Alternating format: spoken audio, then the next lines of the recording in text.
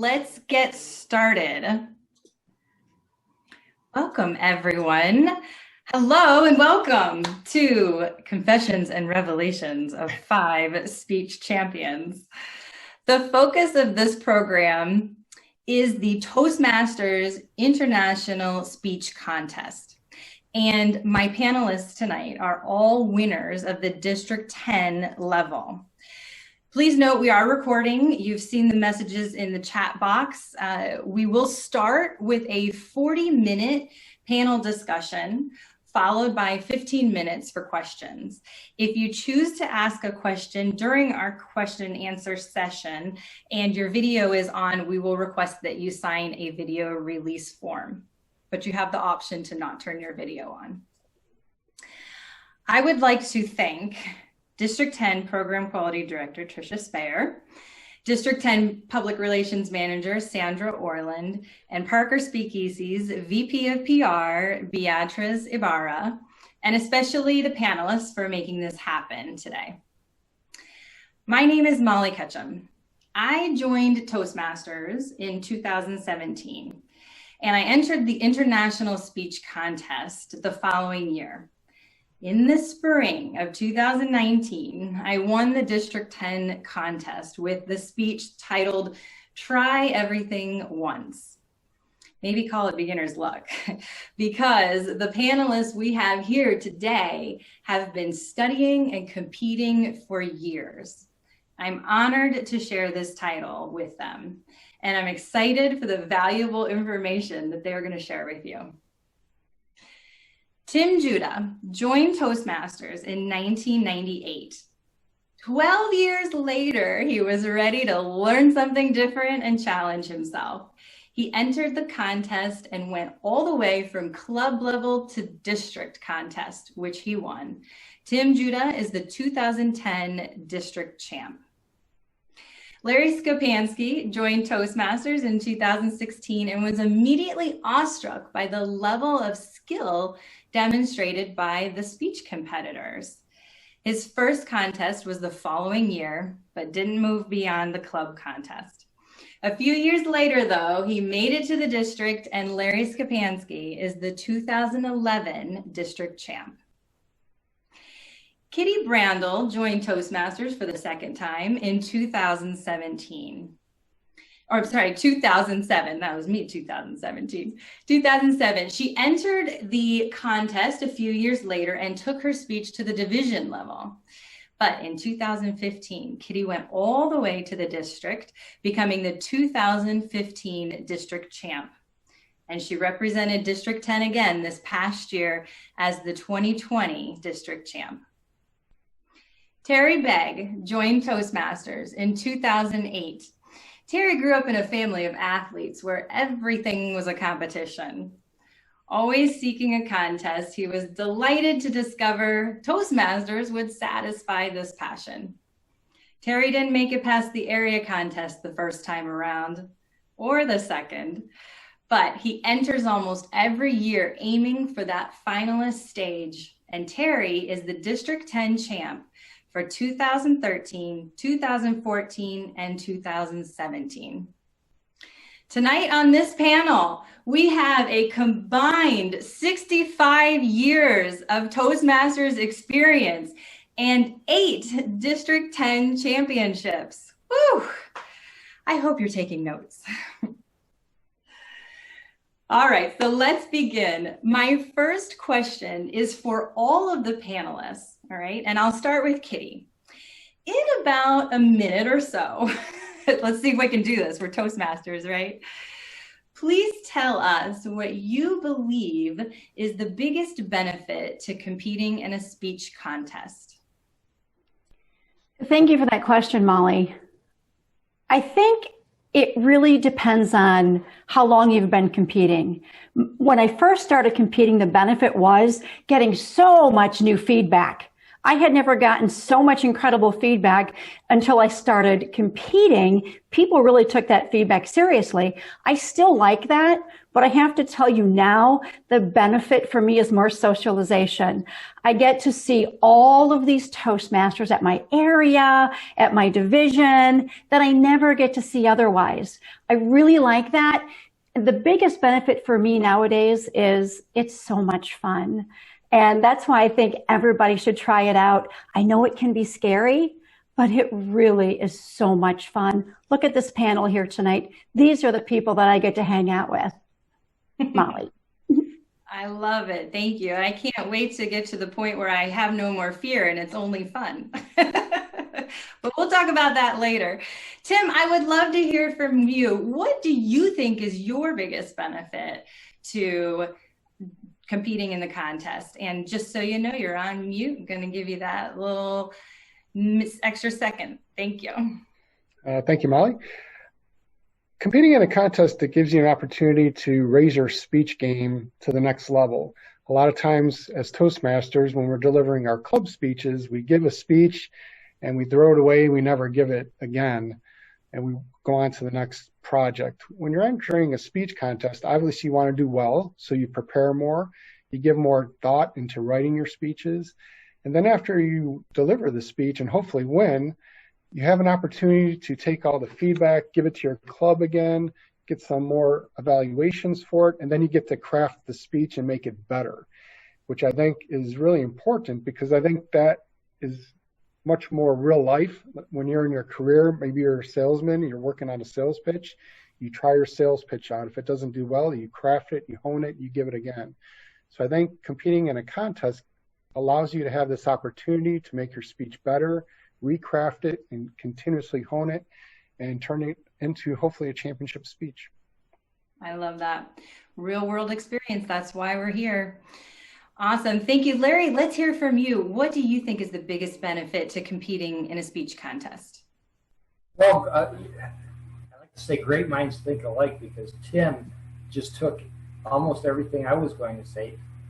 The addition that I would say is speech contests force you to take every tool Toastmasters gives you and put it together into a well-constructed presentation or speech.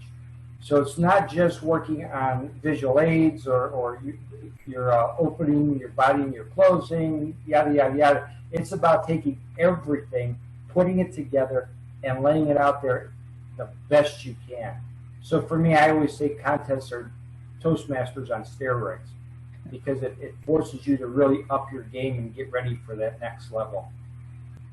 Perfect. Perfect. And Terry, let's hear from you. Just so you know, you're on mute. If you want to unmute and tell us, what do you think is the biggest benefit to competing in a speech contest? The biggest benefit, kind of like what Kitty said, but if I'm talking to different people, if for myself now, after being in 30 plus contests, it really is about having fun anymore, just getting comfortable in front of a lot of people. And I found the more people, the better. It gets easier. But if I'm talking to somebody who's just new to Toastmasters or wants to get in for the first or second time, it really is just a way of getting comfortable with giving speeches. Once you get in the contest, it's scary. I mean, for lack of a better word, it scares the heck out of you. But once you've done it, if you've never done it before, you'll feel so good about yourself, whether you win or not. Anybody that's ever heard me talk about this question, the one thing I always say is, besides the steroids thing, Larry, doggone it, the one thing that I've always said is just getting in the contest one time, whether you win or not, is the equivalent of completing a competent communicator manual, because you got to have the vocal variety, even the get to the point quick, even the icebreaker part, it has to be personal. So there's so many benefits, and it's really just helps you get comfortable. And going back to your regular speeches at your club is just a piece of cake once you've been in the contest, I believe, and it gets easier and easier after each contest. I agree with you. I noticed a big diminish in the fear after participating in the speech contest. I think because I just had that, a bigger level of confidence. Yeah. Thank you. Well, so now we have the reason and the motivation for competing. So let's find out how you, our panelists, our winners, come up with your speech topics. Let's start with Tim. And again, if you could just take a minute or so, how do you come up with your speech topics? Myself, I use my family a lot in my speech topics when I develop a speech, and just being more observant. What is my son going through? What lessons is he learning now that I learned in the past, and I'm reliving through him? I know Kitty can relate. Our sons are the same age, they run. So what lessons are they learning being on a track team or a cross country team? But I also like, since the holidays are coming up, what stories do you share with your family? And why do you share those stories? Because they mean something to you. They touched you emotionally. They either make you happy, they either made you sad, or it was a very important part of your life.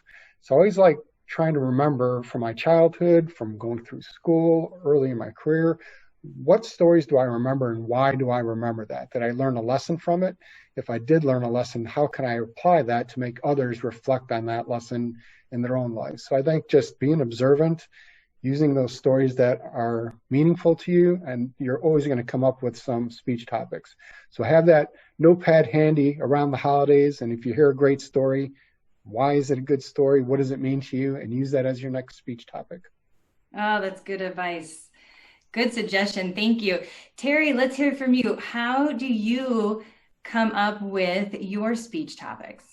You're going to think this is crazy, but it comes from a lot of different directions. Sometimes it's a song that sparks it. And the one thing I think of for my speech in 2016, I believe I made it to the district, but I didn't win. If you remember the song Cats in the Cradle, it's about, the boy that wanted to be like his dad. And then he ended up, his dad was always so busy, he ended up being like his dad in the end. And I thought, boy, that's a lot like my life. So I tied that into my speech because it related to me. Sometimes it's just a great story I read, but the one thing that absolutely believe it has to be, and it always is for me, is something that's important to me personally, but still relatable to everyone else. And what I mean by that is in 2013, I won with a speech about overcoming fear because I was scared about a lot of things. And I talked about it in that, and I tried to help everybody, just get past the fear by facing it. And the next year is living in the moment. And when I went to the semifinals that next year in 2014, and it was a part of my life when I was at Disney World and I was taking pictures and I wasn't in the moment. So if you can find something that's personal to you, it needs to be personal to you, because if you don't believe it, you'll never sell it to an audience. And that's what helps me. I love that. Yes, that's very true. That's where the stories come from, right? Mm-hmm. Yeah. Kitty, let's hear from you. Any different or unique ideas in terms of coming up with your speech topics? I think it's pretty much the same, because I think if you can find something unique to you, it is authentic and you can tell the story in a genuine way. What I do is I go back to what Tim said, being observant about even the most mundane things. The other day I was at the grocery store, and the other day I was sitting at the red light, and you're not going to believe what happened. If you can remember those little things and journal them like we do in comedy, we journal things while going through a drive-thru, we journal things while we're at the grocery store. And then what I do with that one thing that I'm choosing that stuck out of my head, like when that elderly woman crashed her grocery cart into mine, I took it, I plotted it on an easel paper, and then I use mind mapping. And then I use my mind map process to come up with a message, because there are many messages that I came up with, 7 or 8, but it allowed me to drill down my message and then decide which way I wanted to go with my emotion, whether it was humor or some sort of tearful type of sadness or some joy. So that's what I do. I think mind mapping really helps me drill down my topic, and then I can filter out the emotions that I want as well. Oh, I love that, because frequently I am overwhelmed by all the different things I could pull from a story. And I'm thinking, well, which one means the most to me? But I love that idea of the mind mapping. Awesome. Thank you. Larry, I saved you for last because what I would like for you to do is, after you share with us how you come up with your speech topics, I'm going to have you go into our next question, is that once you have that topic, how do you compose the speech? How do you drill down and build the speech out of that topic? Okay, As far as topics, ditto and ditto. We all think alike when it comes to that. I always look at relevant topics going on in the world, and whether it be the way people are treating each other or something that's happening in the world that's very relevant at that particular time. And one other thing that's very important, especially in this contest, is whatever topic you pick, it has to be an international topic. You don't want to pick a topic that's going to turn off people from other countries. So if they have different beliefs or different ideas than you don't want to have a topic that's going to go against their thought process, because that starts turning people off right away. So picking a topic is so important because it has to be an international topic. And once I have my topic, then I do things in reverse. My process is pretty simple. Once I know what my topic's going to be, I go right to my closing. I figure out exactly what do I want the audience to take away, what's their message, and I develop my closing. Once I know my closing, then I say to myself, okay, if this is where I'm going to end up, how do I want to get there? And I develop my opening, because the opening is a reflection of the closing. For me, once I know my opening or where I'm starting, I know my closing, where I'm ending, the speech takes care of itself, and I just fill in the blanks with stories and relevant information to get me from point A to point B. That you make it sound so simple. Right?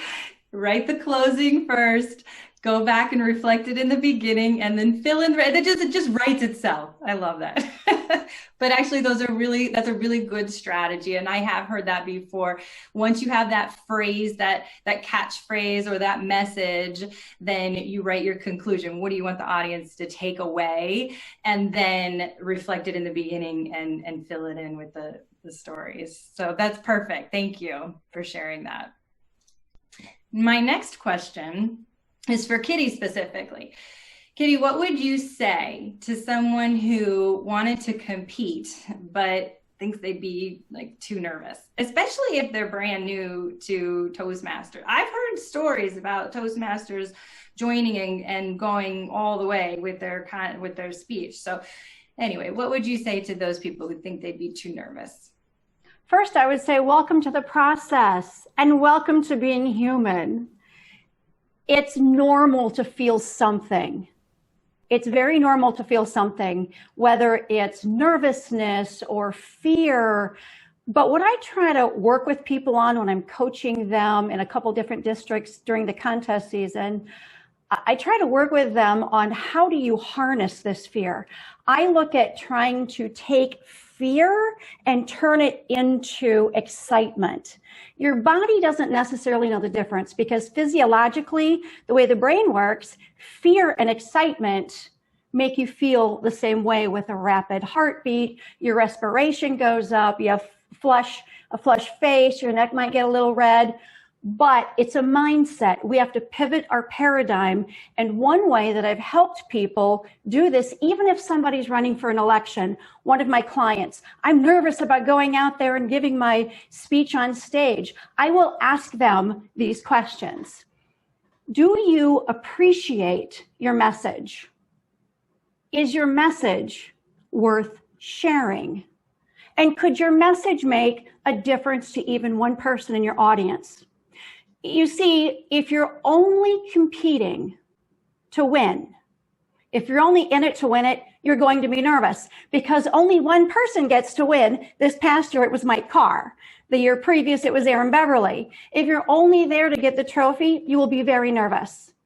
But if you're there to share this message, whatever it is, because you feel compelled to share it. The world can't last another day until they hear this message from you. You tell that to yourself right before you get in front of your audience. You tell yourself how wonderful your message is, how much people really need to hear this message, and what a difference it's going to make. You can then begin to rewire your brain. This is neuroscience. You can rewire your brain from fear I'm nervous to excitement. And that's what I do. There's a whole bunch of other things you can do. I wrote an entire doctoral dissertation on communication apprehension theory. So if anybody wants any of the science, they can email me. My email's in the chat, but feel free to email me and I can share my research with you. But that is something I do. And it really works to take that fear and nervousness and turn it into excitement about sharing my message. I totally agree with you about the turning it into excitement and the message, and knowing that the reason you're standing there is not necessarily to win that trophy. It's to share a message. And that really is a whole different mind shift. So your little bit of self-talk reminded me of a question that I asked Tim Juda during our conversation prior to tonight. And what was it, Tim, that you like to, what kind of self-talk do you have going on before a speech contest?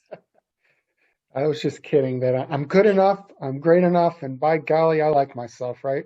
That's how you have to go through life. Gosh darn it, people like me. I love it. So Tim, I think it would be fun or interesting to hear, what are some surprises that you experienced or that you had as you advanced through the levels of the contest? There's quite a few, but one that stands out, I think, is audience response. And I give credit to the contestants this year who didn't get to hear audience response, because I think that adds a lot to your speech. And you get to see if you're connecting and developing rapport with the audience. But in my personal journey through the contest, I noticed, especially with humor, you'll get a different response at the different levels of the contest. At the club level or area, you might get a little snicker in the audience for saying one of your lines that you think is funny or humorous. But then at the district level or division level, you give the exact same line, the exact same way, and you hear uproarious laughter. So I think that's one of the things that you can take from the contest. You can go back and watch it on video and pick out areas that, well, maybe I have to say it differently to get a bigger response. But sometimes you can't count on that. It's the exact same way you said it. It just, there's more people in the audience, and I think they feed off each other. One thing that comes to mind is Mark Brown. He was the 1995 world champion of public speaking.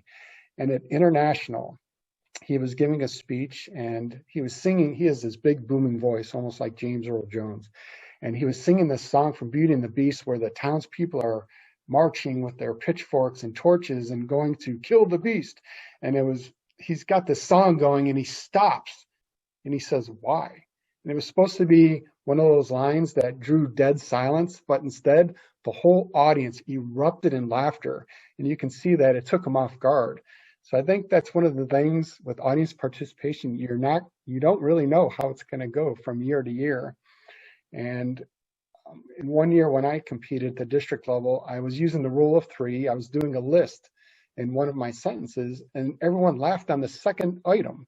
It was supposed to be for the third item, because the third item is usually the part that throws a loop into the equation, but everyone laughed on the second item. So when I talked to my speech coach, Jim Key, he said, change it. He said, take that second item, move it to the third item so the third item doesn't get washed out with laughter. So I thought that was a good tip from someone to go back, watch the audience feedback, and see where you can adjust your speech. But I would say audience participation is one of the things that'll surprise you each and every time.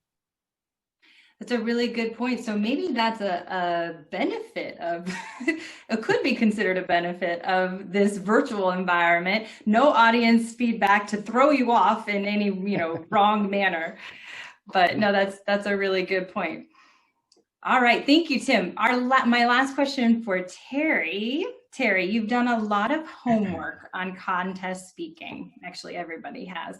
But what do you think are some of the most important aspects of a speech? Important aspects.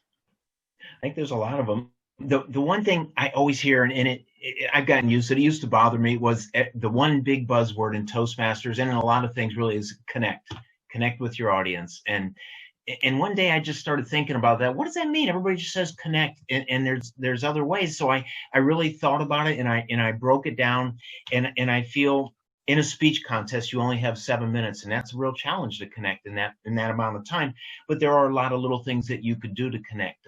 Humor, for me, I think that is absolute. Maybe not the most important, but I'd put it real close to the top. If you can make the audience laugh, everything is easier. They're going to listen to you more favorably. Just everything seems to go your way if you can find the funny somewhere in your speech as much as you can. So that's a real important piece. What else?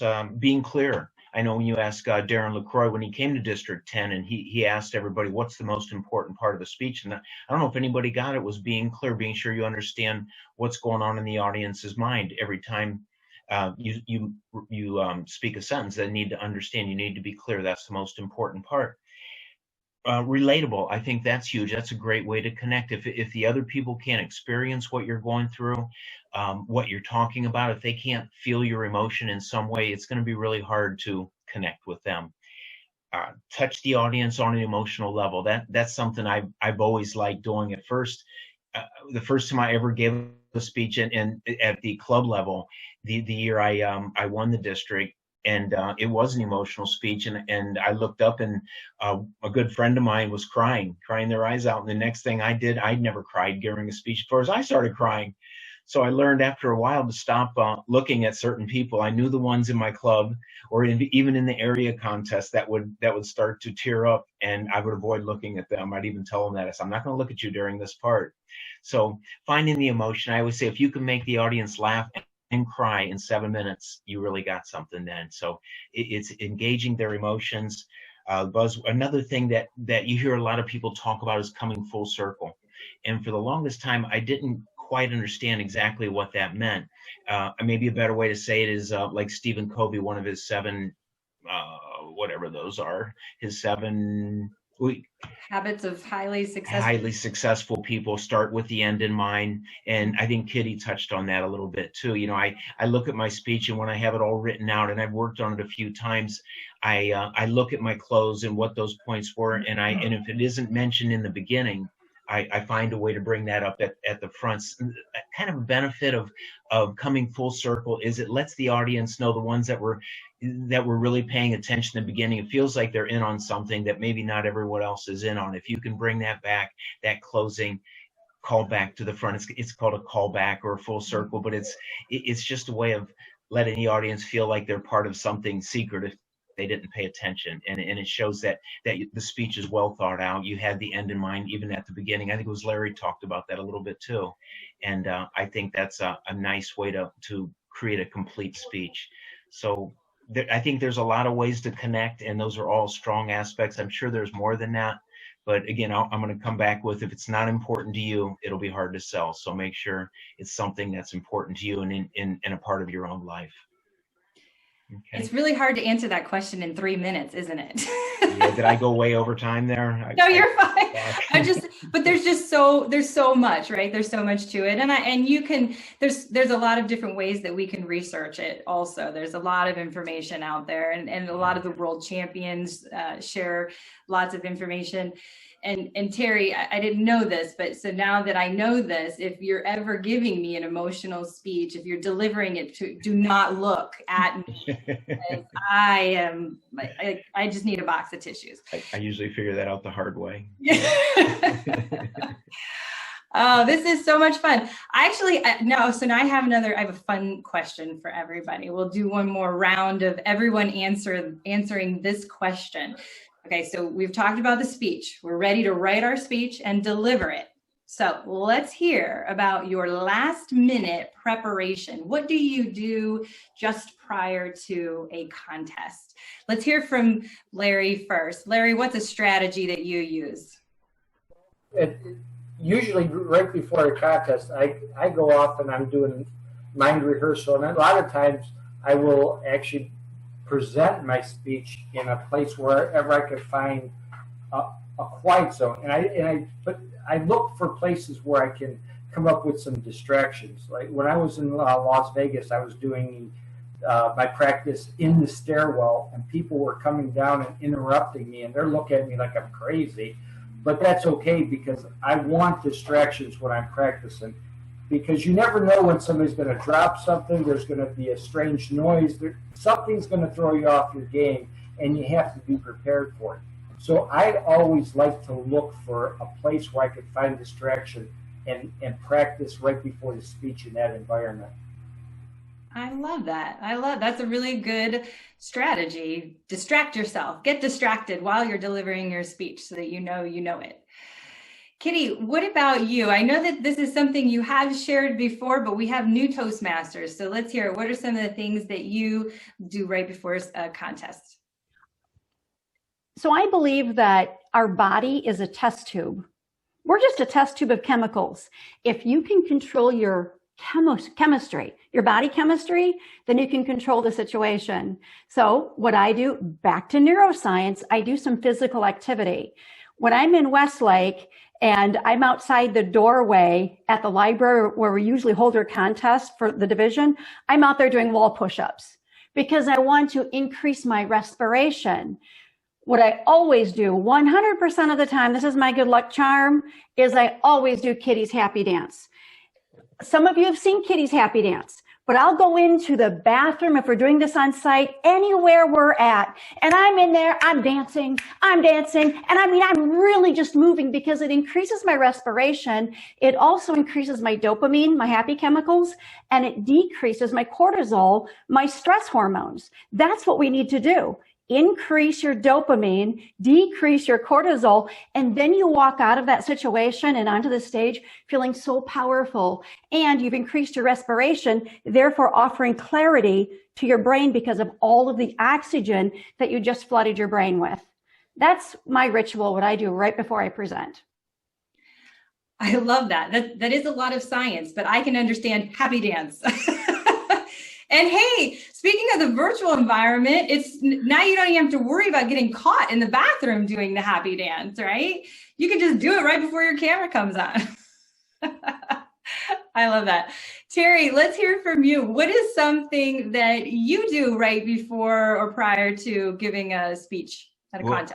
If it's a few days before, not like an hour before or 5 minutes before, but if it's days before and I know my speech and I know my speech, but I want to be sure, kind of the point that Larry made, I want to confuse myself and see if I can still pull it off.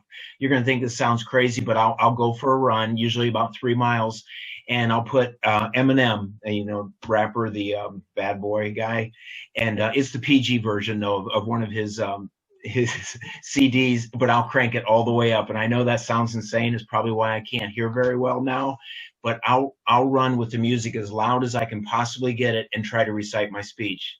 And in a 3 mile run, I could usually get it in 3 or 4 times.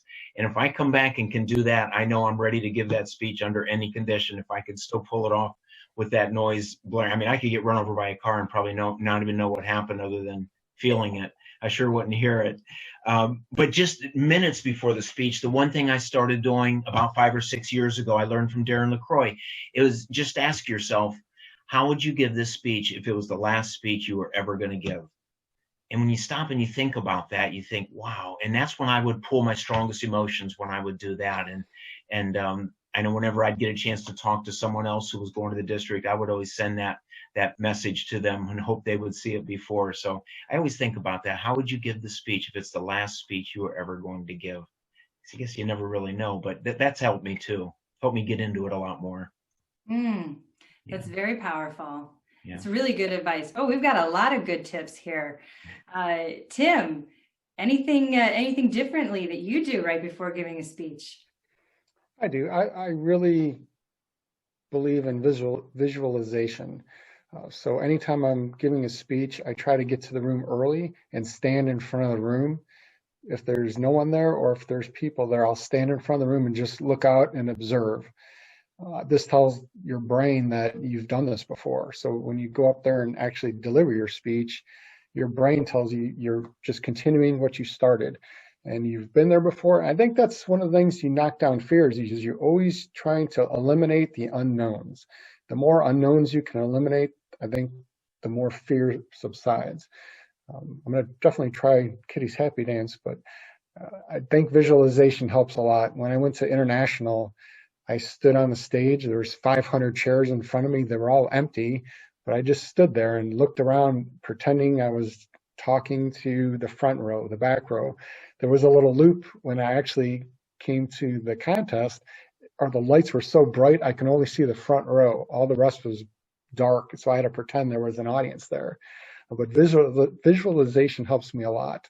Another thing, as soon as I'm ready to speak, I'll take a sip of water, room temperature, and as they're introducing me, I'll take 3 deep breaths. I'll try to get the air out of my chest and push it down, because I hear a lot of speakers, when they get up there and they rush their speech, there's this air bubble that's stuck and they're struggling for air and they have a hard time breathing. So I think for myself, what helps me is as I'm being introduced, I'll take 3 deep breaths and just push it down. And then I know my breathing's where it's supposed to be. And then I always read my first line for some reason of my speech. I get up there, deliver that first line, and then I'm on my way.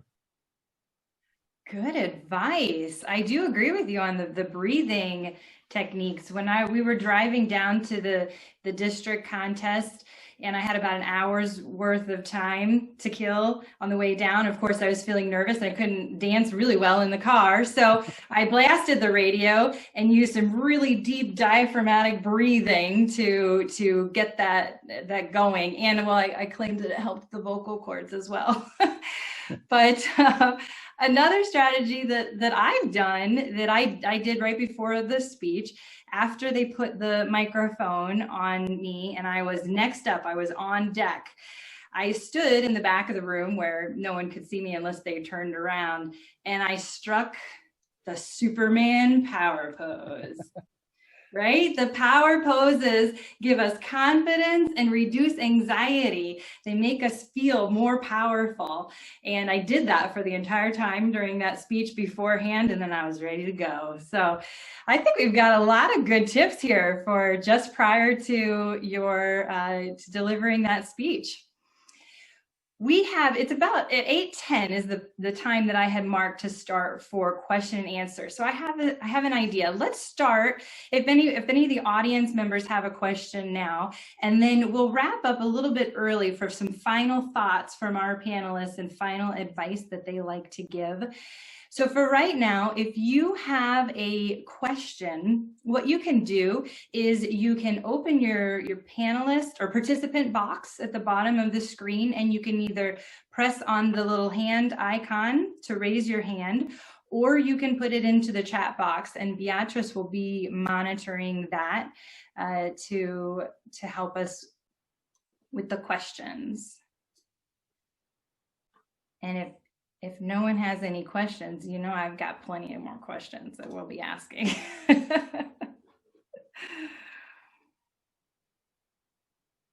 Actually, let me start us off. Let me ask a question for, oh, sorry. I see, and I do see that Lisa D has a question. Lisa, you are welcome to speak or turn your video on. Perfect. Hello.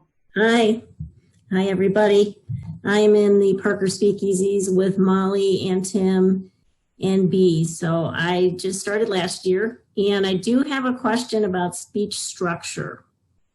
So would you say you use one story, or do you use multiple stories with the same theme? Does anyone have an answer right away that comes to mind? Larry, I see you turned your mute off. Yes, I've done both, and for me personally, I like to stay with one story. In a 5 to 7 minutes speech, I like to stay with one story to keep the continuity going from start to finish. And in that story, I'll have 3 different points that will be built into the story. But in the past, I've also given 3 separate stories. It's just more difficult in a short speech to carry off 3 separate stories and deliver the takeaway message. Thank you. Does anyone else have any other thoughts? Yes, Tim.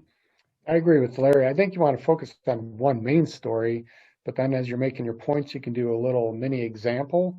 but I think you do want to stick with one story. You can interweave stories, if that makes sense, where it's someone else's story and how it relates to your life, and you keep going back and forth and how that lesson applies to your life and how you kept pulling from another story.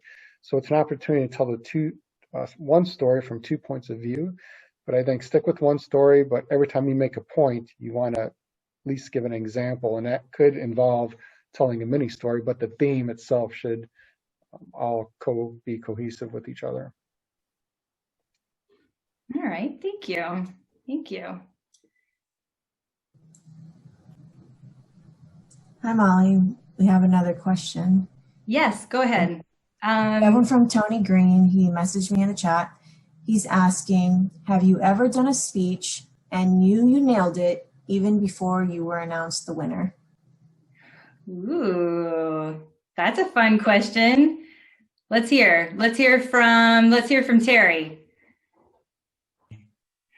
Have you ever given a speech and you knew you won even before? That's never happened to me at the district level. Usually I think I embarrassed myself. I don't remember sometimes. You just get so caught up in things. But I do have to admit, the first year I got into the contest, and I was really scared. It was a club contest to start community. And one of the competitors was a DTM, and the other one had been in Toastmasters, was a professional business person. He'd been there for 3 or 4 years.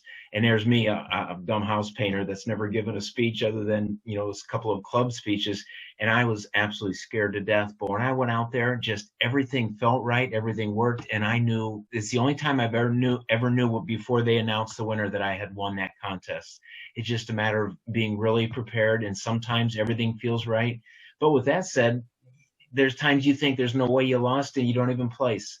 You never know. You never know what other people are thinking. And that's hard to depend on that. I guess you really can't. But the one time I could really remember was the very first contest I was ever in. I knew I won that club contest, and I did. So. I love that.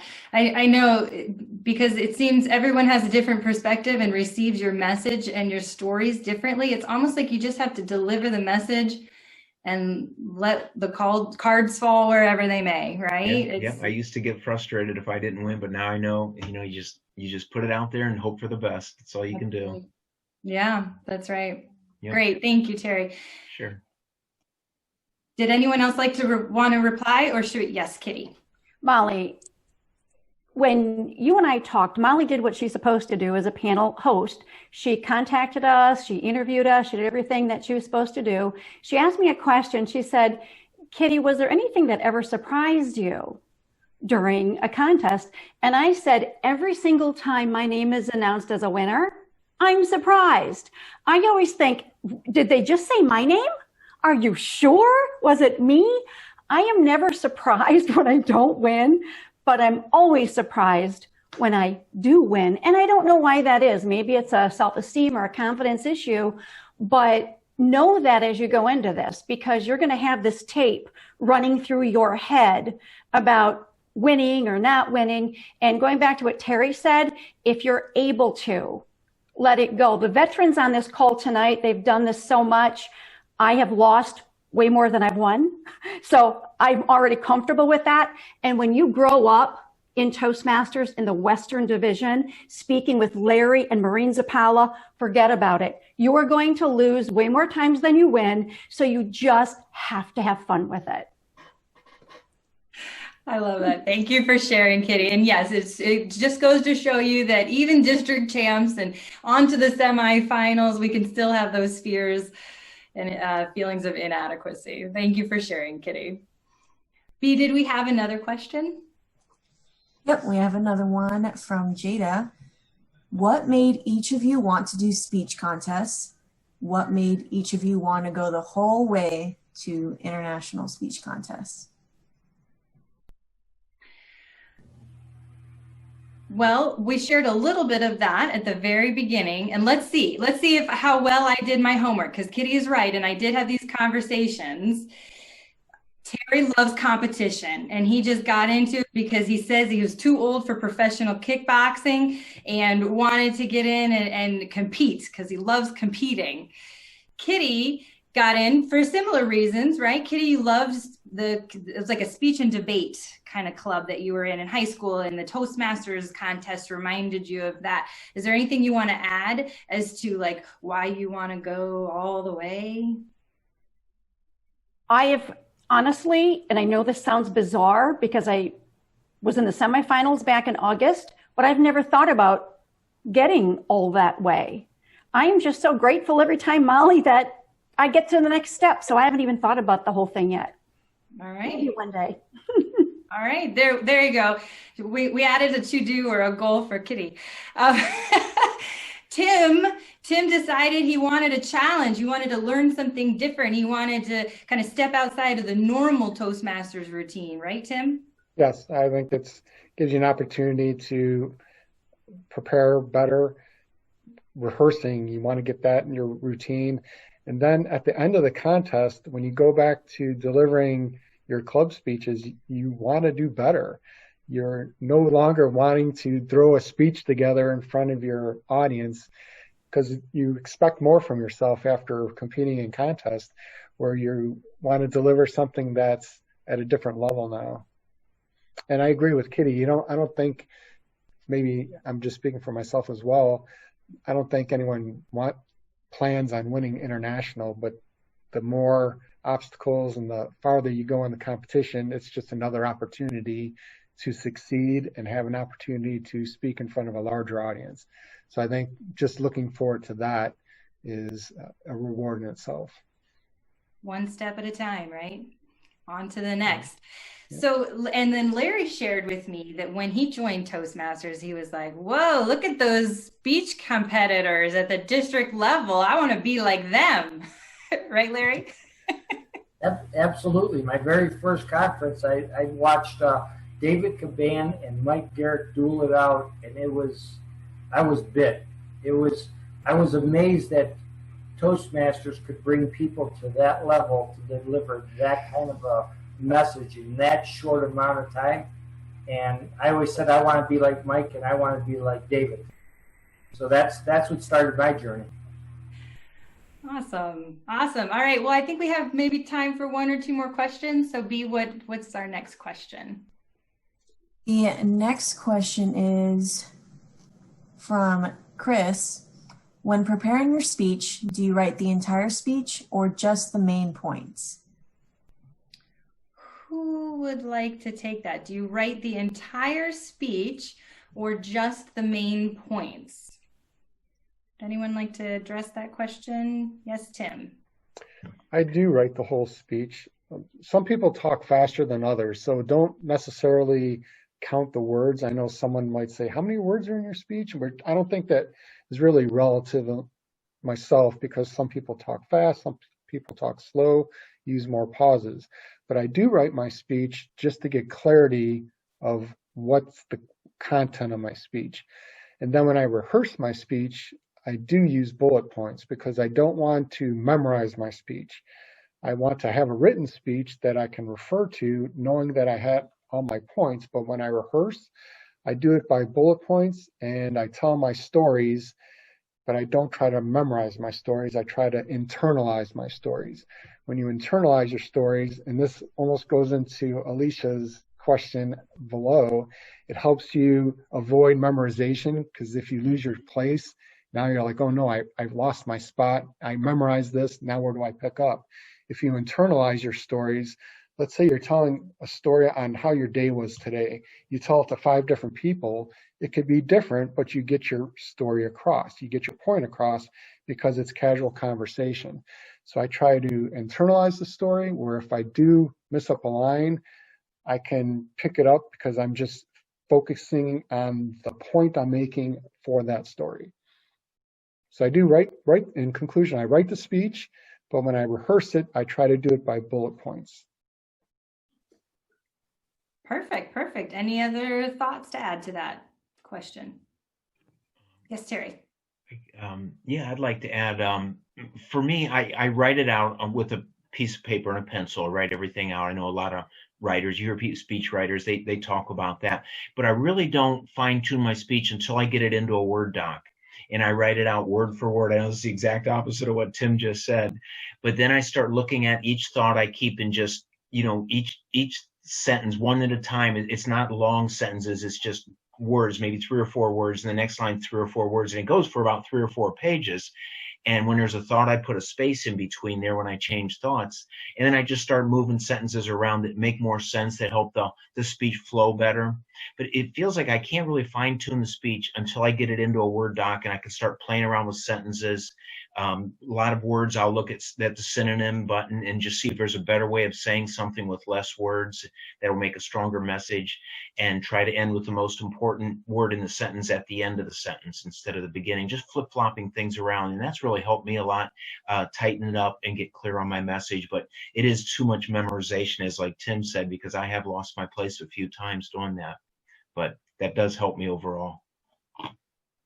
And to be completely honest with everybody in the audience, all of the panelists have shared with me their fear of forgetting a line. So for those of you who are brand new or doing it over and over and over again, just know that we all have that same kind of fear. But these are really great techniques to try to, waylay that fear. B, I think we have time for one more question. Yep, we do have one from Annette. Should you keep comedy in the beginning, or can you bring it back in later? Should you keep comedy in the beginning of the speech, or can or should you bring it in later? Would one person maybe like to take that one? I know we have a lot of comedians in the line.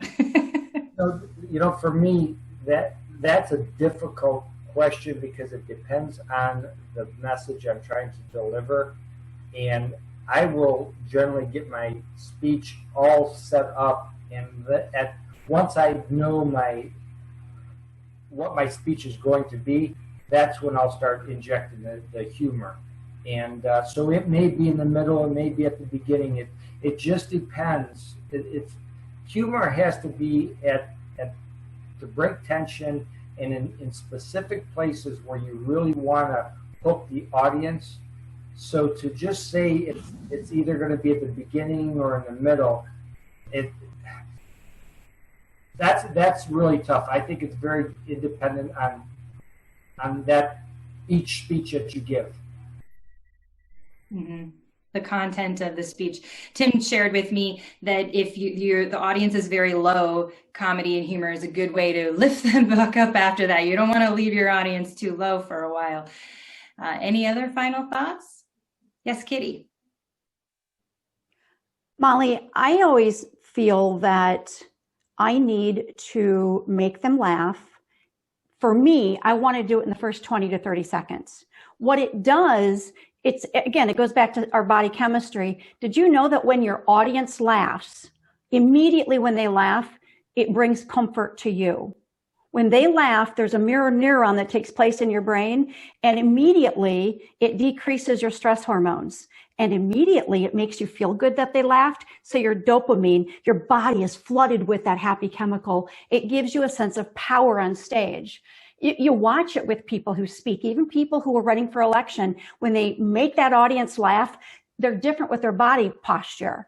It's incredible. So it creates that connection because everybody loves to laugh. And when your audience is laughing and they're happy, even if you make a little mistake down the road, you're forgiven for it. So I like to make people laugh just as soon as I can. And then whoever asked that question, if I can, I want to keep the humor going throughout. There's humor here, then maybe something else here. It's like a roller coaster. I love to bring humor in at the beginning, the middle, and the end. In fact, my last couple speeches, I started with something funny and I built come on, a grocery cart running into me, an elderly lady, that really happened. To me, that was funny. Who does that? So I started with something funny and I built a message around it. And if I compete again this year, I'm going to start with something funny and build my message around it, because weird things happen to us all the time that we can share that are funny. So I think humor is very, very important. Mm-hmm. Yeah, similar to what Terry said, it's an emotional roller coaster. Laugh, cry as many times as you can in 5 to 7 minutes. Perfect. Well, thank you so much for the questions from the audience. I would like to take our last 5 minutes or so, just sharing any final thoughts from the panelists to the audience. And I'm going to be real diligent to make sure that we end on time, to be respectful of your time. So Larry, anything else you would like to share and leave our audience with in terms of competing in the International Speech Contest? Probably one of the best tips I was ever given was by Darren LaCroix, and he said, videotape your practice sessions. When you're by yourself, videotape it, and the question or the response is always, well, I don't like seeing myself, I don't like hearing myself. And Darren will always say, listen, we have to watch you, we have to listen. What makes you so special? But when you videotape your presentation, you watch it back in 2 different modes. The first time, you turn the volume down and you lip sync your message to your body so that you can make sure there's congruity between what you're saying and what your body's saying. And then the second time, you close your eyes and you just listen to the words, and you're visualizing what your body should be doing. Because as Tim talked about, visualization is so powerful. When you're able to visualize your message and what your body should be doing, it makes it almost natural for your body to follow that methodology. So when you practice, videotape, watch it, listen to it, and that's probably the best advice I was given. I love that. I love that. It's like back to the basics, but that's what it's all about, right? Wonderful. Tim, any final thoughts for the audience? Oh, yeah, I think Kitty mentioned it. Don't go into a contest looking to win the contest. Look for the opportunity to share a message, because there's someone in that audience. It can only be one person in that audience who needs to hear your message. And the more people you touch with your speech, the winning will take care of itself if that's the end goal. But it's just connecting with people, giving them hope, inspiring 1 or 2 people. But the more people you can connect with, the better. Perfect example, when I was at International, my speech involved a disabled kid playing baseball and how his thought of success was different. Might get emotional here, so I'll try to catch myself. But I didn't win the contest, but this was international, so there's people all around the world. And someone stopped me in the hall and just said, my son's disabled. He goes through the same thing. Thank you very much for giving that speech. It meant a lot. So that's why we do it. Yeah. It's a very good reminder. Thank you, Tim. Kitty, do you have any final thoughts or advice for the audience? One thing that we didn't get to tonight, fellow Toastmasters, and I'm just going to give you this as a resource.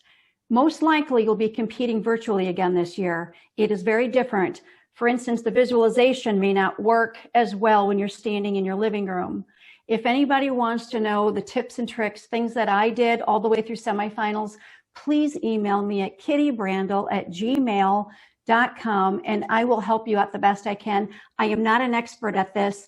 I had to have people help me, but I learned a lot through that process with doing this virtually. So just use me as a resource.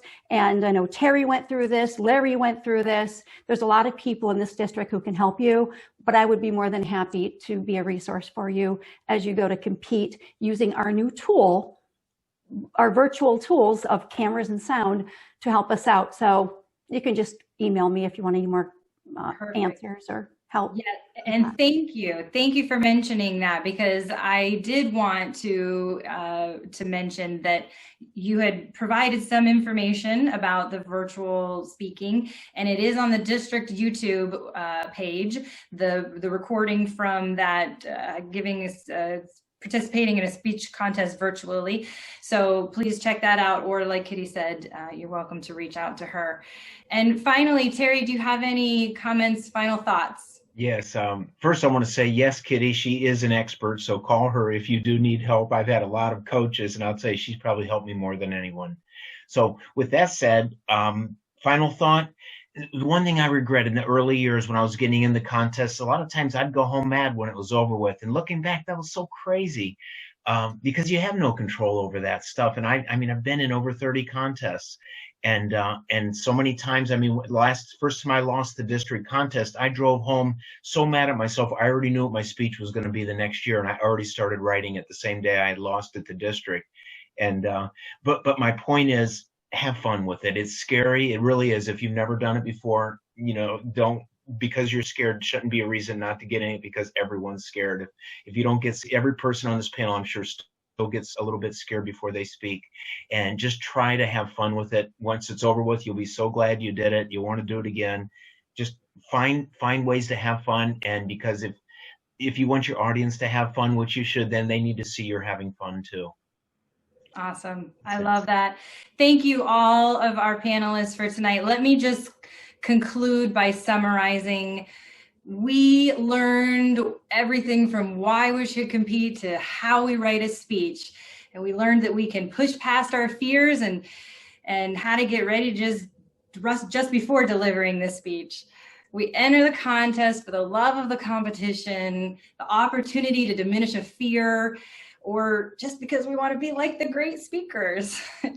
But one thing that all of us on this call can relate to and have in common is the desire to improve. And I can tell you that by putting yourself out there for the first time or again and again, you will be rewarded with the growth and confidence beyond your imagination. So take the leap, try everything once. And if at first you don't succeed, try again. Thank you very much. Have a great night, everyone. This was wonderful. Thank you for putting this together, Molly. It was great. Thank you. Oh, you're welcome. You guys were awesome. Thank you, everyone.